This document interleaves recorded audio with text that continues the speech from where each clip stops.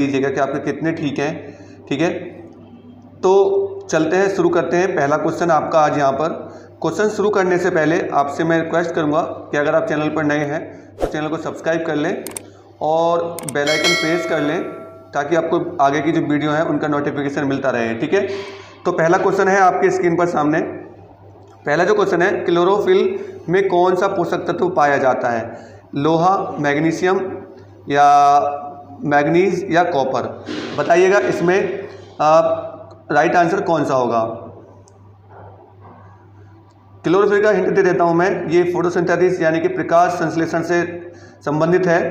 तो सबसे ज़्यादा जो इसमें आपका जो पाया जाता है वो वाला जो है आपका जो मिलेगा मैग्नीशियम। क्या मिलेगा? मैग्नीशियम। तो ऑप्शन नंबर इसका कौन सा ठीक होगा? बी ठीक होगा। ठीक है, क्लोरोफिल जो है इसके कारण आपकी जो पत्तियां हैं, पौधे की जो पत्ती हैं वो हरी रहती हैं। ठीक है मैंने पीछे वाली वीडियो में आपको बताया था कि क्लोरोफिल के कारण ही पत्तियां जो होती हैं हमारी हरी होती हैं पौधे की। और सबसे ज़्यादा इसमें कौन सा पोषक तत्व पाया जाता है? तो मैग्नीशियम पाया जाता है। तो इसका ऑप्शन नंबर बी सही होगा। क्वेश्चन नंबर नेक्स्ट देखिएगा। क्वेश्चन नंबर नेक्स्ट है आपका,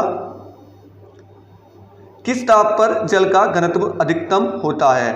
ऑप्शन ए है -4 degree Celsius, option B 100 degree Celsius, option C 4 degree Celsius या ऑप्शन डी 40 डिग्री सेल्सियस। बताइएगा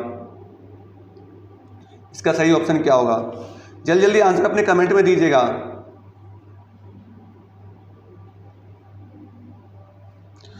तो आपको मैं बता दूं, इसका जो सही आंसर जाएगा वो ऑप्शन नंबर सी जाएगा। 4 डिग्री सेल्सियस पर जो जल का जो आयतन होगा, ये भी देख लेना, एक बात याद रखना, आयतन जो होगा वो न्यूनतम होता है, न्यूनतम। ठीक है, और जो घनत्व होगा, घनत्व जो होगा वो अधिकतम होगा। क्या होगा? अधिकतम होगा 4 डिग्री सेल्सियस पर।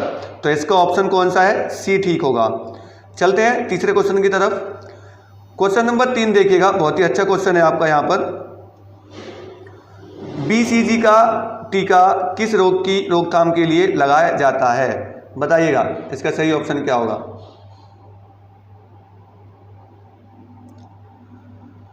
तो मैं आपको बता दूं, BCG का जो टीका है वो खसरे के लिए लगाया जाता है।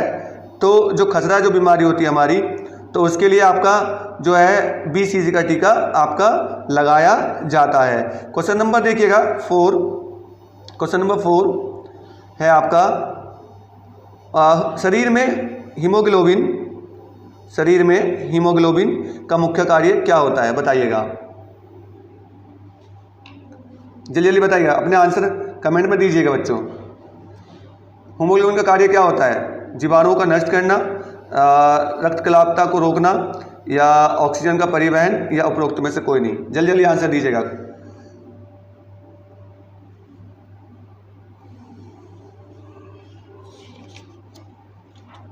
तो बच्चों इसका जो आंसर होगा, ऑप्शन जो होगा इसका सही होगा वो ऑप्शन नंबर सी होगा। जो हीमोग्लोबिन का जो कार्य है आपका वो ऑक्सीजन का परिवहन करना होता है हमारे शरीर के अंदर। तो ऑप्शन नंबर इसका सी ठीक होगा। क्वेश्चन नंबर देखिएगा 4। क्वेश्चन नंबर 4 है आपका कि रतौंधी रोग किस विटामिन की कमी के कारण होता है? बहुत ही अच्छा क्वेश्चन है और बहुत ही आसान सा क्वेश्चन है बच्चों। बताइएगा इसका ऑप्शन नंबर कौन सा सही होगा।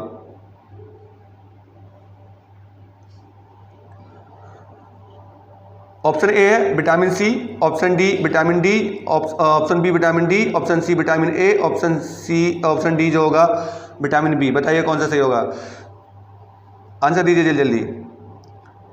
तो प्यारे बच्चों इसका जो सही आंसर होगा वो आपका होगा option number C, vitamin A की कमी से आपका रतौंधी रोग होता है। ये आँख से संबंधित जो है आपका रोग होता है, आँख से संबंधित होता है। इससे ग्रस्त व्यक्ति जो है, सूरज जो आपका सूर्य होगा उसके छिपते ही इसको दिखना बंद हो जाता है। जो इस रोग से ग्रस्त होगा, रतौंधी रोग से, सूरज छिपते ही उसको दिखना बंद हो जाता है। इसको बीमारी को दूर करने के जो आपके जो स्रोत हैं वो आपके विटामिन ए से जो विटामिन ए के जो फल हैं या विटामिन ए जो आपको खाना है वो खाना चाहिए, जिससे कि रतौंधी रोग आपका दूर होगा। विटामिन ए की पूर्ति होगी तो रतौंधी रोग कम होगा। विटामिन सी से स्कर्वी रोग होता है। विटामिन डी जो है हड्डियों को मजबूत करता है। और विटामिन बी आपका बेरी रोग होता है इसकी कमी से, ठीक है। तो विटामिन सी की कमी से स्कर्वी रोग, विटामिन डी की हड्डियों का पतला होना, और विटामिन ए से आपको बता दिया रतौंधी, और विटामिन बी की कमी से बेरी रोग। ये आप अपना नोट कर लीजिएगा, ठीक है। चलते हैं क्वेश्चन नंबर 6 की तरफ। क्वेश्चन नंबर 6 है आपका यहाँ पर मलेरिया की दवा में मलेरिया की दवा निम्न में से किससे प्राप्त की जाती है? बेलाडोना, सिनकोना, बरगद या नीम? बताइएगा इसका ऑप्शन नंबर क्या सही होगा।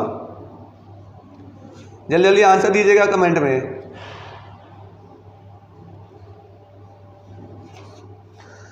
बताइए इसका सही आंसर क्या है।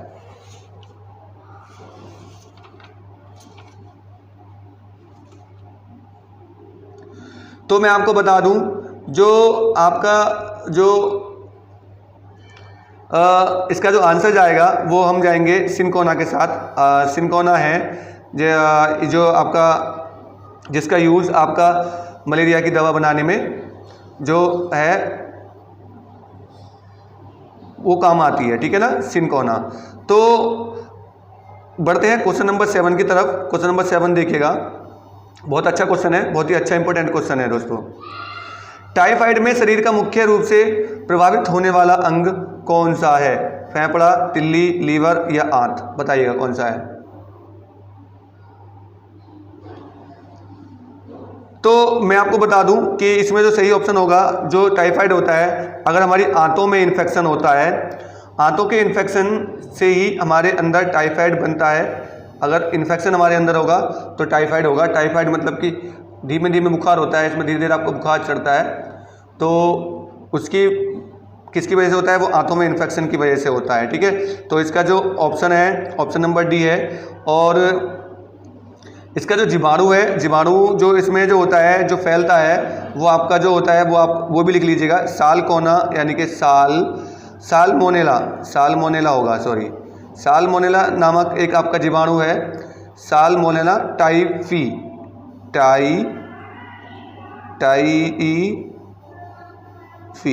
ये आपका जीवाणु है जिसकी वजह से आंतों में इन्फेक्शन होता है और हमारे अंदर टाइफाइड बन जाता है। क्वेश्चन नंबर देखिएगा, नेक्स्ट है, पौधे में किस भाग से कपास का रेशा निकलता है? तो बहुत ही अच्छा क्वेश्चन है और आसान सा क्वेश्चन है। बताइएगा ऑप्शन कौन सा होगा, जड़, पत्तियां, तना या कपास का बीज? बताइए क्या होगा। तो इसका ऑप्शन जाएगा डी, कपास के बीज, ठीक है। क्वेश्चन नंबर 9 की तरफ हम देखते हैं। 9 क्या है, दांतों के डॉक्टर किस दर्पण का प्रयोग करते हैं? उत्तल, अपतल, समतल या बेलनाकार? बताइएगा। बहुत अच्छा क्वेश्चन है और बहुत ही ज़्यादा वीवीआई इंपॉर्टेंट है आपका, वीवीआई है, ठीक है ना, इंपॉर्टेंट क्वेश्चन है आपका ये। बताइएगा इसका ऑप्शन नंबर कौन सा सही होगा। तो ऑप्शन नंबर इसका होगा बी, जो आपका देखिएगा दांत, आँख, कान, ये जितने भी रोग है ना, इसमें जो डॉक्टर होगा वो अपतल दर्पण का ही यूज करेगा। इसके अलावा गाड़ी जो होती है हमारी, गाड़ी की जो हेडलाइट होती है, हेडलाइट, ठीक है, इसमें भी आपका क्या यूज होता है? अपतल दर्पण होता है। और जो आपके पास जो आपका बार्बर होता है, नाई होता है, नाई का जो शीशा होता है वो भी अपतल दर्पण ही होता है, जिसमें आपकी शेविंग बनाई जाती है, जिसमें देखकर, ठीक है। तो ये सारी जानकारी मैंने आपको बता दी, इससे संबंधित। क्वेश्चन नंबर देखिएगा 10। क्वेश्चन नंबर 10 है आपका, भारी जल निम्न में से क्या है? बर्फ, ड्यूटेरियम ऑक्साइड, अशुद्ध जल या उपरोक्त में से कोई नहीं? बताइएगा। बहुत अच्छा क्वेश्चन है। तो इसका ऑप्शन हम जाएंगे ऑप्शन नंबर बी के साथ, ड्यूटेरियम ऑक्साइड, यानी कि D2O, ठीक है, इसका रासायनिक सूत्र है और ये भारी जल के नाम से जाना जाता है, ठीक है, इसको याद रखिएगा। क्वेश्चन नंबर देखिएगा 11, शुष्क सेल में कैथोड का कार्य क्या होता है? बताइएगा। शुष्क सेल में कैथोड का कार्य क्या होता है? कॉपर छड़, जिंक का पात्र कार्य करता है, सॉरी, ग्रेफाइट छड़, या इनमें से कोई नहीं? बताइएगा इसका सही ऑप्शन कौन सा है? जल्दी जल्दी कमेंट में आंसर दीजिएगा बच्चों।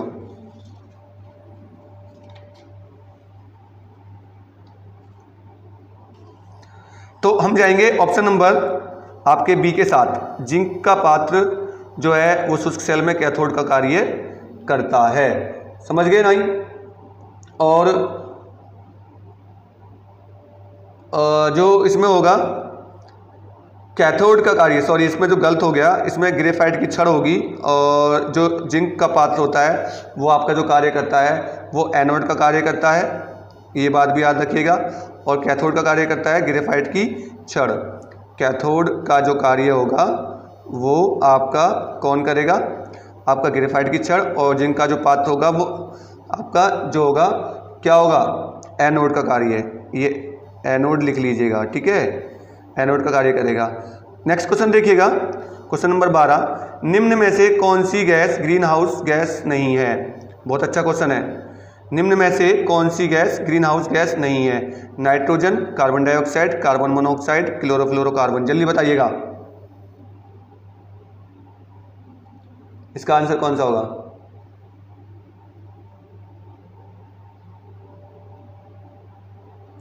तो मैं आपको बता दूं कि ऑप्शन नंबर ए इसका सही होगा। नाइट्रोजन जो है वो आपकी ग्रीन हाउस गैस में नहीं आती है, क्योंकि नाइट्रोजन जो होती है हमारी वो ज़मीन के अंदर होती है और ये पौधों में नमी के लिए काम आती है। तो ये हमारा ऑप्शन नंबर ए जो है सही होगा इसका ऑप्शन। कार्बन डाइऑक्साइड मिलती है, कार्बन मोनोऑक्साइड मिलती है, क्लोरोफ्लोरोकार्बन भी आपका इसमें मिल जाता है, ठीक है ना, CFC। तो इसका ऑप्शन नंबर ए सही होगा। नेक्स्ट देखिए क्वेश्चन नंबर 13। कौन सा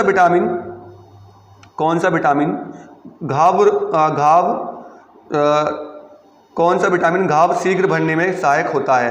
यानी जो घाव को जल्दी भर देता है, किस विटामिन के कारण हमारा घाव बढ़ता है? बताइएगा। Vitamin A, vitamin D, vitamin C या विटामिन के? बताइए। तो इसका जो ऑप्शन होगा ऑप्शन नंबर डी जाएगा, विटामिन के। विटामिन के से हमारा जो घाव होता है वो बहुत जल्दी से भर जाता है। और रक्त का थक्का जो बनता है वो विटामिन के कारण ही बनता है, रक्त का थक्का, ठीक है ना।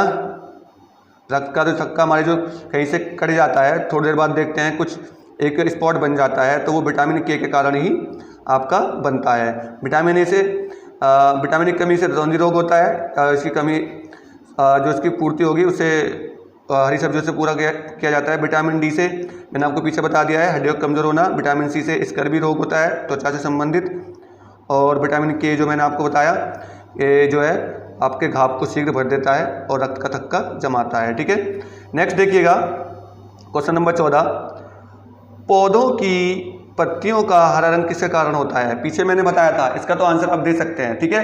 तो हम इसके कारण क्लोरोफिल के कारण, ठीक है। तो ये तो बहुत अच्छा क्वेश्चन था, पीछे ही मैंने इसका आंसर बता दिया है, तो आपको इसमें कोई भी शंका नहीं होगी। अब देखिएगा नेक्स्ट है, ओजोन परत के अपक्षय का क्या कारण है? यानी ओजोन जो लेयर है उसके अंदर जो होल हो रहा है, ब्लैक होल जो हो रहा है, उसका क्या कारण है, किस कारण से वो हो रहा है? पहला ऑप्शन है chlorofluorocarbon, carbon dioxide, sulphur dioxide और ईथेन। बताइए कौन सा है? जल्दी आंसर दीजिएगा इसका। तो इसका जो ऑप्शन होगा बच्चों वो क्लोरोफ्लोरोकार्बन, CFC, क्लोरोफ्लोरोकार्बन, ठीक है। इसकी वजह से हमारे जो ओजोन लेयर है, ओजोन परत है, उसमें एक ब्लैक होल हो रहा है, ठीक है। किसके कारण? क्लोरोफ्लोरोकार्बन के कारण। जो ये निकलती है सबसे ज़्यादा आपकी जो फ्रीज होता है, फ्रीज से, और जो आपकी AC वगैरह होती हैं, इनसे सबसे ज़्यादा ये गैस निकलती है CFC। तो सबसे ज़्यादा हानिकारक है हमारे लिए ये गैस है, ठीक है। और देखिएगा नंबर 16 देखिएगा, पीलिया रोग से शरीर का कौन सा अंग प्रभावित होता है? मस्तिष्क, यकृत, गुर्दा, फेफड़ा? बताइएगा। बहुत आसान क्वेश्चन है और बहुत बार परीक्षा में पूछा भी गया है। तो इसका ऑप्शन जाएगा बी, यकृत। यकृत जो है पीलिया जो होता है, सबसे पहला जो अंग है वो आपका लीवर होता है, यकृत यानी कि लीवर, ठीक है ना। इसको हम लीवर भी बोलते हैं, लीवर सबसे ज़्यादा पहले प्रभावित होता है, और जो इसका आंसर है आपका बी सही होगा। क्वेश्चन नंबर देखिएगा नेक्स्ट 17 नंबर, निम्नलिखित में कौन सा रोग संक्रामक है, बताइएगा। Option A diabetes, option B diphtheria, option B arthritis या कैंसर, बताइए कौन सा है। जल्दी जल्दी इसका आंसर दीजिएगा बच्चों।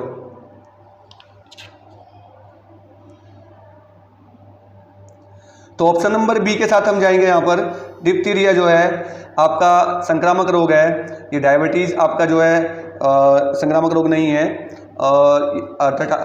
अर्थाइटिस भी नहीं है, ना ही कैंसर है। तो ऑप्शन नंबर आपका बी जाएगा, डिप्थीरिया इसका सही आंसर है।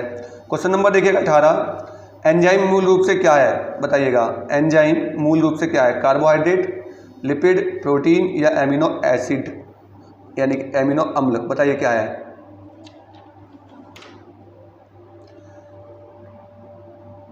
जल्दी जल्दी आंसर दीजिएगा। तो एंजाइम जो है एक तरह का प्रोटीन होता है बच्चों, ऑप्शन नंबर सी है। जो एंजाइम होता है एक तरह का क्या होता है, प्रोटीन होता है। नेक्स्ट क्वेश्चन देखिएगा, क्वेश्चन नंबर देखिएगा, अनुवांशिक कूट के संग्रह के लिए उत्तरदायी अणु है, यानी कि जो अनुवांशिक लक्षण जो आते हैं हमारे वो किसके कारण आते हैं, बताइएगा। डीएनए, आरएनए, प्रोटीन या इनमें से कोई नहीं। जल्दी जल्दी आंसर दीजिएगा। तो बच्चों इसका जो ऑप्शन होगा, ऑप्शन ए के जो ऑप्शन ए है, डीएनए के कारण हमारे जो अनुवांशिक लक्षण है, यानी कि जो हमारे माता पिता के जो लक्षण हमारे अंदर आते हैं वो डीएनए के कारण आते हैं। डीएनए की वजह से ही हमारे चाल ढाल, आँख नाक कान जो भी है, आवाज़ और आपका फेस, जो कुछ भी आपके अंदर जो एक्टिविटी है XYZ जो आपके माँ बाप से आपको मिलेगी तो वो डीएनए के थ्रू मिलेगी, ठीक है। तो ऑप्शन नंबर ए इसका सही ऑप्शन होगा। नेक्स्ट देखिएगा लास्ट क्वेश्चन, बहुत अच्छा क्वेश्चन, कोशिका शब्द का निर्माण किसने किया था, जल्दी जल्दी बताइएगा आंसर। कोशिका शब्द का निर्माण किसने किया था, किसने खोज की थी कोशिका की, रॉबर्ट हुक ने, डाल्टन ने, ग्रेगर मेंडल ने या इनमें से कोई नहीं। तो रॉबर्ट हुक ने 1665 में आपकी जो है कोशिका की खोज की थी। कितना, 1665 में रॉबर्ट हुक ने कोशिका की खोज की थी। तो ये थे आपके दोस्तों टॉप 20 क्वेश्चन। आई होप कि आपको वीडियो अच्छा लगा होगा। अगर वीडियो आपको अच्छा लगा तो वीडियो को लाइक देके जाइएगा और चैनल को सब्सक्राइब करके जाइएगा और बेल आइकन प्रेस करके जाइएगा, ठीक है। वंदे मातरम, जय हिंद प्यारे बच्चों, लगे रहिए, सफलता ज़रूर मिलेगी आपको, ये मेरी दुआ है आपसे। अगर आप लगे रहेंगे तो आपको कोई नहीं रोक सकता सरकारी नौकरी लेने से, ठीक है। हर एक काम एक आपकी कंटिन्यूसली आप लगे रहते हैं तभी उसमें सक्सेस मिलती है, ठीक है। तो धन्यवाद बच्चों, मिलते हैं नेक्स्ट वीडियो के साथ नई ऊर्जा के साथ। तब तक आप इनसे रिवीजन कीजिएगा अपना।